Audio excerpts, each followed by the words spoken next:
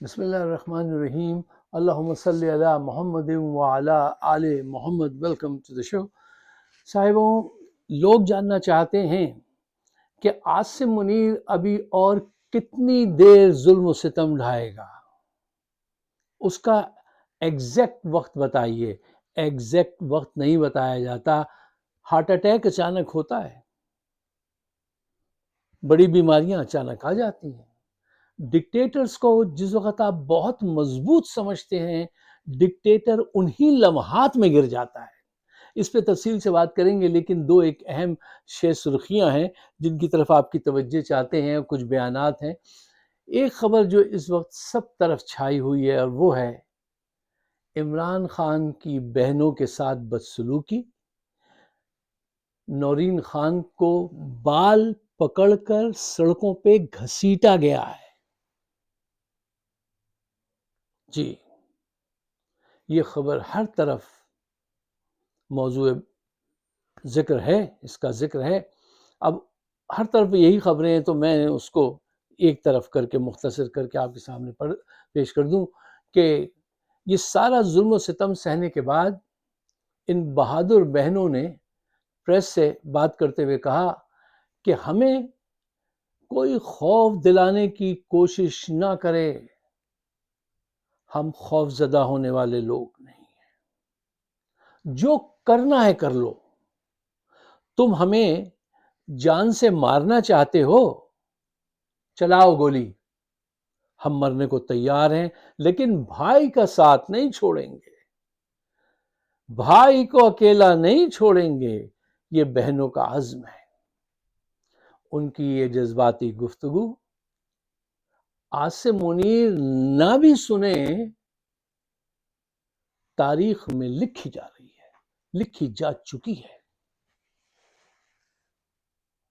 اب آئیے دوسری خبر کی طرف کہ عاصم منیر کی ایکسٹینشن کا نوٹیفیکیشن اب تک کیوں رکا ہوا ہے. اور کچھ قریبی حلقے یہ کہہ رہے ہیں کہ نواز شریف کہتے ہیں پہلے جنرل فیض کو پھانسی کی سزا دو. پھانسی کی یہ سزا جرنیل کو نہیں دیں گے، کیونکہ آج اگر اس جرنیل کو پھانسی کی سزا دے دی تو کل کسی دوسرے جرنیل کا اور ان کا نمبر بھی آئے گا. تو یہ ریت قائم نہیں کرنا چاہتے ہیں. تیسری خبر، شریف خاندان کا ایک گماشتہ ڈھاکہ میں جا کے بنگالی جادوگروں سے ملا ہے. اور ایک صاحب تو یہاں تک کہہ رہے ہیں کہ ایک جادوگر وہاں سے آیا اور ان کے گھر میں جا کے اس نے کچھ کیا، عمل کیا.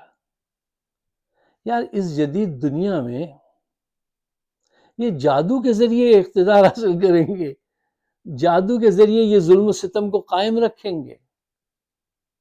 اور دوسری طرف لندن میں مریم نواز یہ کہہ کے اپنی جان چھڑا رہی ہیں، کیونکہ انہیں آنے والے وقت اور خطرات کا علم ہونا شروع ہو گیا ہے. اور وہ کہہ رہی ہیں کہ میں نے اور میرے والد صاحب نے کسی سے سیاسی انتقام نہیں لیا، ہم نے کسی کو مارا پیٹا نہیں. یعنی سب کچھ کیا ہے ان فوجیوں نے کیا ہے. ان کو پکڑنا تم آنے کے بعد، ہمیں مت پکڑنا. ان کو احساس ہو گیا ہے کہ time is over, turn off the light, party is over. ان کے اندر یہ احساس اجاگر ہو چکا ہے. اور پٹیالہ جیل سے عمران خان کا مختصر اور زبردست پیغام آیا ہے: آزادی یا موت. یہ ہوتا ہے بہادر لوگوں کا ریئیکشن، آزادی یا موت. اچھا، اب آئیے اس ٹاپک کی طرف جس کو ذرا تفصیل سے جاننا ضروری ہے. لوک صاحبوں، جب ڈکٹیٹر جرنیل آئین میں ترامیم کراتے ہیں تو ان کو اس وقت یہ احساس نہیں ہوتا کہ کی جانے والی ہر ترمیم کے ذریعے وہ اپنے کوفن میں ایک کیل ٹھوک رہے ہیں، آخری کیلیں ٹھوک رہے ہیں. عدلیہ آپ نے بدل دی. اب عدلیہ جو ہے وہ سڑکوں پہ سجے گی، عدالت سڑکوں پہ لگے گی، اور وہیں سے تمہارے ساتھ انصاف ہوگا. یہ بات یاد رکھنی چاہیے ان کو. تاریخ پڑھیے اور ان کو بتائیے وہ جو میرے لیے کمنٹس لکھواتے ہیں ان سے عرض ہے کہ یہ جا کے ذرا اس کو بتائیے گا کہ جو قوم جتنی دیر میں اٹھتی ہے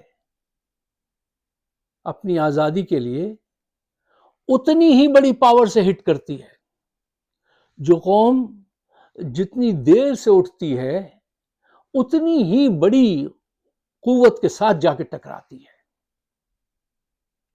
دیکھیے، انہوں نے ہمیشہ کے لیے استثناء حاصل کر لیا ہے، تو کیا سمجھ رہے ہیں ہمیشہ کے لیے پوری دنیا کا انصاف دفن کر دیا انہوں نے؟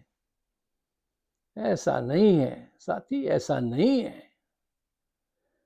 ذرا میں نے آپ سے شروع میں ایک بات کہی کہ جس وقت ڈکٹیٹر بہت مضبوط نظر آ رہا ہو، انہی لمحوں میں وہ ایسے اچانک گرتا ہے جیسے اچانک ارتھکوئک آ جائے، اور وہ لمحات زیادہ دور نہیں ہیں۔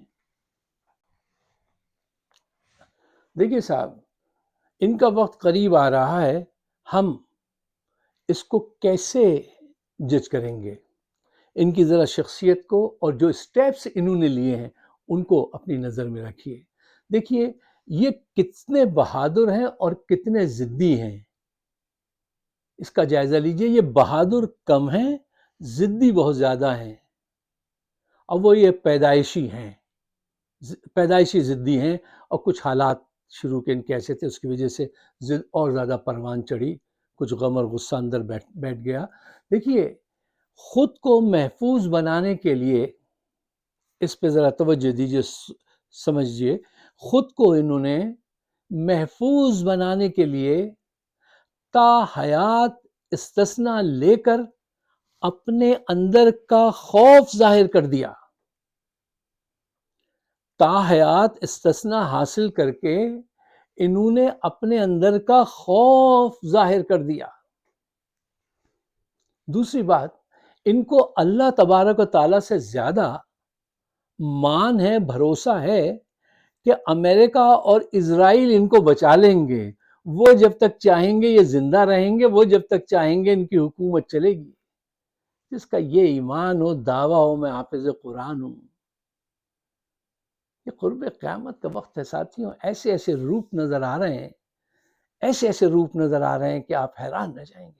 اپنے گرد و پیش میں دیکھ لیجئے، اپنے گھرانوں میں دیکھ لیجئے، محلے میں دیکھ لیجئے، ایسے ایسے عجیب و غریب چہرے نظر آئیں گے۔ اچھا، یہاں پہ اس بات کو اور زیادہ گہرائی میں جاتے ہیں، لیکن اس کو مختصر بھی رکھنا چاہیے اور آسان بھی بنانا چاہیے۔ تو دو پوائنٹ ہیں جن کو بہت غور سے سمجھنے کی ضرورت ہے۔ دیکھیے، پوائنٹ نمبر 1، جب کوئی جرنیل ڈکٹیٹر بہت زیادہ پاور حاصل کر لیتا ہے تو اس کے ارد گرد جو دوسرے جرنیل اور ساتھی ہوتے ہیں ان کے اندر ایک عجیب احساس کمتری اور غیر محفوظ ہونے کا احساس پیدا ہوتا ہے۔ یہ فطری سی بات ہے۔ پوائنٹ نمبر 2، دیکھیے، ان کے ارد گرد کے لوگ سوچتے ہیں اور سوچیں گے اور سوچنا چاہیے ان کو، ایک شخص جو آئین جیسی چیز کو بدل سکتا ہے، عدلیہ کی گردن توڑ سکتا ہے، خود کو محفوظ رکھنے کے لیے اتنا ڈرپوک آدمی ہے، وہ ہمارے ساتھ کیا کچھ نہیں کر سکتا، کیا کچھ نہیں کرے گا؟ یہ بات ان کو سوچنی چاہیے اور وہ سوچ رہے ہیں۔ اچھا، ان کے ارد گرد جو لوگ ہیں ان کو اس بات کی خبر ہو گئی، اطلاع ہو گئی ہے کہ کتنے لوگوں کے پیچھے انہوں نے بگ لگا رکھا ہے۔ اسرائیل کی بنی ہوئی چیزیں ہیں، چھوٹے چھوٹے سے بٹن ہیں جو ہر چیز کو ریکارڈ کر رہے ہیں۔ ہر آدمی جو ہے وہ ان کو مشکوک نظر آنا شروع ہو گیا ہے۔ اندر سے وہ سسٹم، وہ جذبہ پیدا، وہ تحریک پیدا ہو چکی ہے جس کا نشانہ یہ بنیں گے۔ کیوں؟ ابھی میں آپ کو ایک بات بتاتا ہوں۔ ابھی جی ایچ کیو میں ابھی ان کی ایک میٹنگ ہوئی جس میں انہوں نے بہت سارے جرنیلوں سے فیض سے متعلق کچھ تعاون چاہا تھا، زیادہ تر لوگ کترا کے نکل گئے۔ اتنا ہی کافی ہے۔ اب آپ یہاں سے وہ ریڈنگ لیجئے کہ وہاں کیا کچھ ہو رہا ہے، جو جاننے والے ہیں وہ جانتے ہیں۔ دیکھیے، یہ آپ باہر کا پریشر، آپ کی تحریک کا پریشر اور اندر کے لوگوں کی جو تیاری اس وقت چل رہی ہے وہ ان کو اٹھا کے پھینکے گی اندر سے، یہ اندر سے پھینکے جائیں گے۔ باہر کا پریشر کام آئے گا اندر والوں کے لیے، اور اندر والے ہی ان کو نکال کے باہر پھینکیں گے، اور وہ وقت آنے والا ہے، کبھی بھی آ سکتا ہے۔ یہ جو انہوں نے دو کام کیے نا، تا حیات استثناء اور تا حیات اقتدار، اتنی بڑی غلطی پتہ نہیں کس نے ان کو یہ سمجھایا تھا۔ دیکھیے، اندر سے جب میں کہتا ہوں، مشرف تو یہ کہتے تھے وردی تو ان کی اسکن ہے، وہ کیسے اتار دیں، وہ اتارنے کے لیے تیار نہیں تھے۔ یہ اندر والوں کے پریشر سے اتاری گئی تھی، یہ بات وہ جانتے ہیں، کچھ ان کے ارد گرد کے لوگ جانتے ہیں، کونڈولیزا رائس جانتی ہیں، پینٹاگون CIA کے کچھ لوگ جانتے ہیں۔ عام آدمی کو اس کی خبر نہیں ہے کہ اندر سے کس کس قسم کے پریشر تھے۔ ضیاء الحق کا طیارہ کسی سیاسی جماعت نے گرایا تھا، باہر والوں کا پریشر تھا؟ نہیں، کام اندر کے لوگوں نے دکھایا تھا، اور ایسا باریک کام دکھایا تھا کہ اسلم بیگ تک نہ پہچان سکے۔ تو میرے کہنے کا مطلب یہ ہے کہ ان کے لیے بھی کام تیار ہو رہا ہے، کام ان پروگریس، مارچ کر رہا ہے، وہ ہو رہا ہے، آپ کو باہر تھوڑی نظر آئے گا وہ۔ اچھا، تو ہمت بڑھائیے۔ دیکھیے، اب عوام کو چاہیے کہ وہ کیا کریں۔ میں نے کہا نا آپ سے کہ پہلی غلطی تو انہوں نے یہ کر دی، یہ نون اور PPP کو لے کے ساتھ چلے، آخر میں انہوں نے خودکشی کر لی۔ یہ جو تا حیات استثناء ہے، یہ خودکشی ہے ایک قسم کی ہے انہوں نے، اب یہ اس کا بھگتوان بھگتیں گے۔ اب یہاں پہ جو لوگ پارٹی کے اندر بے چین ہو رہے ہیں کہ رنگ کب آئے گا، کامیابی کب ہوگی، بھائی یہ ایک ایسا کام ہے کہ اس میں مسلسل لگنا پڑتا ہے، یہ کوئی انسٹنٹ کوئک فکس نہیں ہوتا کوئی بھی چینج۔ جب آپ چینج لانے جاتے ہیں تو یہ تھوڑی ہوتا ہے کہ کوئی پرانے لوگ جو ہیں وہ کہیں ہاں صاحب ہم سے غلطی ہو گئی، ہمیں معاف کیجیے گا، ہمارا سسٹم نہیں چل سکا، اب آپ لیجیے کیجیے۔ نہیں، وہ تو آخری وقت تک آپ کو ہارڈ ٹائم دیں گے۔ اب ان لمحات میں ایسی سوچ کے بجائے اپنے قدم اور تیز کرنے والی سوچ رکھو، یعنی سول اوبیڈینس جو ہے وہ ہر لمحے بڑھاتے جاؤ۔ یہ ان کے جو پروڈکٹس ہیں، ان کی اکانومی جو ہے، اس کو پنچ لگاؤ، اس کو خریدنا بند کرو، بڑے بڑے جلسے اور جلوسوں کا انعقاد کرو ہر شہر اور ہر اس میں۔ کیوں؟ آج یہ بات تمہاری ہر ایک کی سمجھ میں آ رہی ہے، ہر ایک خریدے گا کیا کہ دیکھو انہوں نے تا حیات اقتدار اور تا حیات استثناء کی حاصل کیوں کیا ہے۔ کیا ایسا اسلام یا اخلاق کہیں، اسلام کو تو چھوڑ دیجئے، سب منافقوں کا ملک ہے ہمارا، سمجھے نا، یہ اسی پہ رہیے۔ کیا ذہن اس بات کو قبولتا ہے کہ کوئی حکمران آ کے یہ ساری چیزیں اپنے ہاتھ میں لے لے، عدلیہ، آئین، بحری فوج، بری فوج، وہ ایک پاکستان ریلوے رہ گئی وہ بھی اپنے ہاتھ میں لے لو؟ ہاں، اب آپ کو یہ کرنا چاہیے کہ اڈیالہ کے باہر جا کے 30% ایفرٹ ہونی چاہیے کورٹ جانا۔ آپ 100% ایفرٹ وہاں لگاتے ہیں، میں ایک عرصے سے کہہ رہا ہوں، وہاں سے رزلٹ نہیں نکلیں گے، وہ تو ان کی لونڈی ہے، وہ تو کچھ، وہ بے ضمیر آپ کے یہاں نالائق ججز ہیں، نالائق وکلا، ضمیر بیچنے والا پورا ایک بھنڈار خانہ ہے وہاں کی عدلیہ، اور آج سے نہیں برسوں سے۔ وہاں سے آپ کو کہاں انصاف ملے گا؟ وہ ایسی آسانی سے بکتا ہے وہاں کا وکیل اور جج کہ آپ تصور نہیں کر سکتے۔ وہاں 30% فورس لگاؤ، 70% سڑکوں کی طرف جاؤ، اور اڈیالہ جب جاؤ تو ہزاروں لاکھوں کی تعداد میں جاؤ، اور اس بات کے لیے اپنے آپ کو تیار کرتے رہو کہ جب سارے دروازے بند ہوتے ہیں تو آدمی کھڑکی سے جانے کی اندر کوشش کرتا ہے، ہمت نہیں ہارنا چاہیے، لیکن جب کہیں سے رستہ نہ ملے تو پھر دروازہ توڑنا پڑتا ہے، تمہیں بھی توڑنا پڑے گا۔ اچھا لک، دیکھیے صاحب، مجھے ایک دو پوائنٹ اور تھے، وہ میں نے جلدی کی تو وہ رہ گئے تھے۔ ایک پوائنٹ یہ ہے کہ دیکھو، یہ موومنٹ جو ہے نا، یہ اسپرنٹ نہیں ہے، تیزی سے دوڑنے والی ریس نہیں ہے، یہ میراتھن ہے، اور آخری جو لمحات ہوتے ہیں نا، وہ آدمی جیتتا ہے جو آخری وقت میں اور زیادہ تیزی سے آگے بڑھتا ہے. اپنی سپیڈ کم ہونے کے بجائے آخری وقت تو ہر ایک تھک رہا ہوتا ہے نا، جو اس وقت سپیڈ پکڑ لیتا ہے وہ جاتا ہے، وہ جیتتا ہے. ہمیشہ سے یہ ہوتا ہے. اس لمحے تم بھی اس فیس میں داخل ہو رہے ہو. اپنے جذبات کو اور بڑھاؤ. پاکستان میں جتنے دانشوران قوم ہیں، پڑھے لکھے بیوروکریٹس ہیں، ایکس ملٹری جرنیل ہیں، ان کو چاہیے کہ وہ ہر شہر میں مذاکرے مباحثے اس کا انعقاد کریں. اور ایک اہم کام جو کرنا چاہیے کہ تمام ممالک کے ایمبیسڈر کو بلا کر ہر 15 دن کے بعد ایک بریفنگ دینی چاہیے پی ٹی آئی کی طرف سے کہ دیکھو انہوں نے کیسے آئین کو چھیلا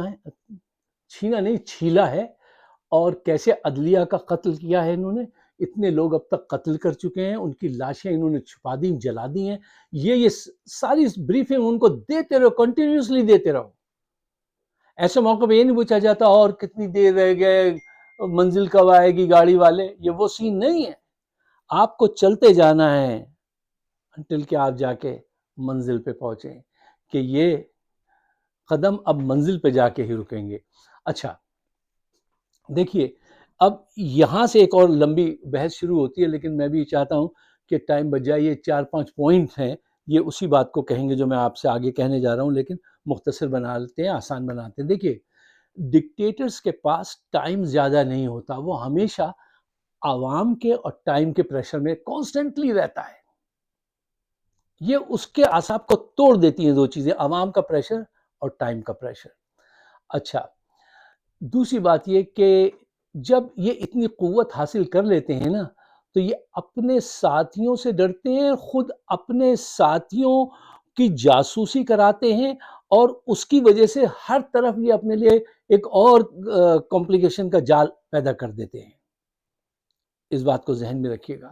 اچھا، پوائنٹ نمبر 3، انہوں نے سارے راستے بند کر کے قوم کو یہ موقع فراہم کیا، پوری دنیا آپ کی طرف کھڑی ہوگی، کہ انہوں نے سارے راستے ایسے بند کیے تھے کہ اس کی بہنوں کے بال سے پکڑ کے سڑکوں پہ کھینچ رہے تھے. تو وہ اور کیا کرتے اگر اڈیالہ کی دیوار نہ گراتے تو کیا کرتے؟ اچھا، point number 4، P T I کی تحریک کو کمزور مت سمجھو. یہ ان کو بتا دیجئے اندر ہی اندر لاوا پک رہا ہے. جیسا میں نے ابھی شروع میں آپ سے کہا نا کہ جو جتنی دیر میں اٹھتا ہے اتنا بڑا کولیجن ہوتا ہے، اتنا بڑا وہ پاور کا اظہار کرتا ہے. آخری بات میں آپ سے کہتا ہوں، ان سب کو چیلنج کرتا ہوں، آپ بھی ان کو چیلنج کیجئے، ان سے پوچھئے. آج تک تاریخ میں جا کے میری بات کو مت کہیے، جا کے سرچ کیجئے. آج تک جتنی پیسفل موومنٹ چلی ہیں اور ان کا ٹکراؤ ڈکٹیٹرز اور جرنیلوں سے ہوا ہے، ان میں جیت کس کی ہوئی ہے؟ ہمیشہ زیادہ تر جو جیت ہوئی ہے وہ پیسفل تحریکوں کی ہوئی ہے. لیکن پیسفل تحریکوں میں وہ مقام آ جاتے ہیں جہاں پہ آپ کو تھوڑا سا سیلف ڈیفenس کرنا چاہیے. جب بہنوں کے گرد ہاتھ بڑھے تھے، اس کے بال پکڑے تھے، تو ان ہاتھوں کو وہیں پہ تمہیں توڑ دینا چاہیے تھا. میں اکثر حیران ہوتا ہوں اپنے لوگوں کی غیرت و شرم پہ کہ تم وہاں اگر موجود تھے اور بہنوں کے بالوں پہ ہاتھ پڑا تھا تو ان ہاتھوں کو تمہیں توڑ دینا چاہیے تھا اپنے سیلف ڈیفenس میں. تم نے ایسا کیوں نہیں کیا؟ آئندہ کے لیے اس بات کا خیال رکھو. اگر آپ کو میری بات سمجھ میں آتی ہے تو اتنا تو کر سکتے ہو کہ اس کو شیئر کر لو، لوگوں کے ساتھ ڈسکس کرو، ان کو بتاؤ ہمارے ساتھ یہ ہو رہا ہے، اب بتاؤ ہمارے پاس کیا چوائس رہ جاتی ہے. مجھے اپنے خیالات سے نوازیے گا. آپ سب کا بہت بہت شکریہ. خدا حافظ.